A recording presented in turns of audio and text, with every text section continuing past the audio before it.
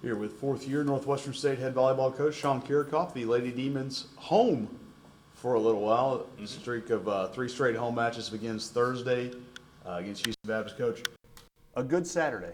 Anytime you can go on the road and get a win, especially a sweep, it's a good thing in conference. And you're able to do that against Southeastern, although, as we talked about, probably one of the more competitive sweeps you're going to see. It really was. It was close in all 3 sets. And we talked about before, we had to find different ways to win in each of those 3 sets, which is good to just get those experiences out of the way. That's something we talk about at the beginning of the year in tournaments. You get, a 5-set match out of the way, you get a comeback out of the way and things like that. But be able to do that in conference and just kind of get those under your belt is always a good thing. Well, you did that. Now you get a chance to come home, and we've talked about it, and I think it goes for every sport just about that you seem to play better at home. Yeah. And this team certainly embodies that for whatever reason. But even more important now, you really hit the home stretch. Your final 5 conference matches of the year, 3 at home. And this really seems to be the kind of seize the momentum, seize the moment kind of homestand where you're playing 2 teams. You enter right now in 5th place in the conference race. You're a half game up on the 2 teams you'll play next. Houston Baptist on Thursday and Corpus on Saturday. So I'm guessing there probably doesn't have to be much more said than that. No. Like we talked about in the past, we probably had our most difficult week at the very beginning of the conference season with UCA and SFA. This is the most important one when it comes to seeding. Like you said, we're bunched right in there with both these teams. So, a win or a loss couldn't mean more this week. So we're very fortunate that we're at home to be able to meet them. And we had great turnout when we talked about that difficult week against UCA and SFA, which we were very appreciative of. But we need that support again now because these matches matter more than anything. HBU lost a lot. As we've talked about, a lot of teams in this conference lost a lot of talent last year, but they have seemed to now, you talked about it, this back half of the schedule, you get some of those teams that maybe if you caught them earlier in the year, they'd be a different team. And I think maybe more so than anybody, that's the case with HBU. Yeah, and Corpus as well. Both of them really struggled at the very beginning of the year. Like you said, a lot of new names, and they needed time to kind of figure out, just where everything fit. And we are bumping into them right exactly as they're starting to get some experience by those new players, and just to be able to figure out little tweaks and changes that they needed to do to improve. But both teams are playing really well. HBU is a little bit different in that they have one player, Vivens, that is getting, she has about 650 more attempts than the next player. They have Davenport in the middle that is very efficient and playing really well and has experience, but it really goes through Vivens.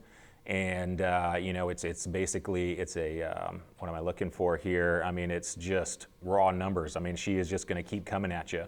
And eventually, lately at least, it's turned out in her favor. But we're going to have to focus on her and just like we did against Sam and Cunningham, not forget about everybody else because they do have some talent that is going to exploit any type of lack of attention from a defensive standpoint. So stay on top of what we're doing defensively, but know that the ball is going to be going out there and slow her down a little bit.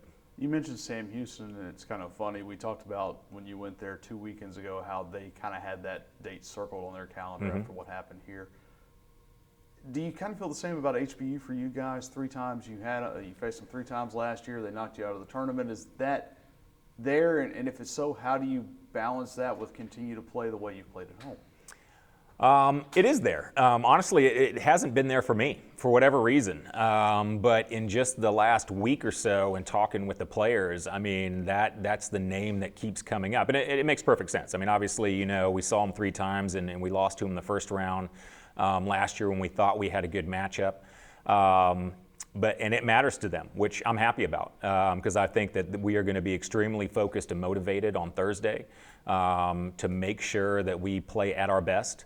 And so I'm happy about that. I don't necessarily want to calm that down. So, we're looking forward to it.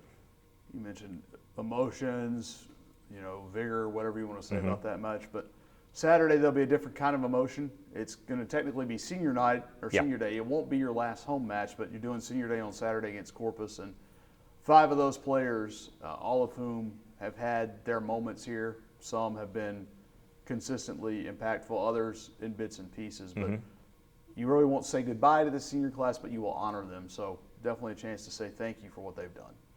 Yeah, I'm almost not prepared to even talk about that yet. Only just because, that group has done a ton for me, for my coaching career, and for this program. So very appreciative to all of them. They mean a lot to just NSU volleyball in general. So it's going to be hard to see them go. Now, you talk about Corpus, and this is a team that has kind of figured things out. As you mentioned, they've got a triple-double threat. I believe she just posted her second one this past weekend. So with her, it's not quite the Vivens situation with HBU, but it's one you have to keep an eye on at all times.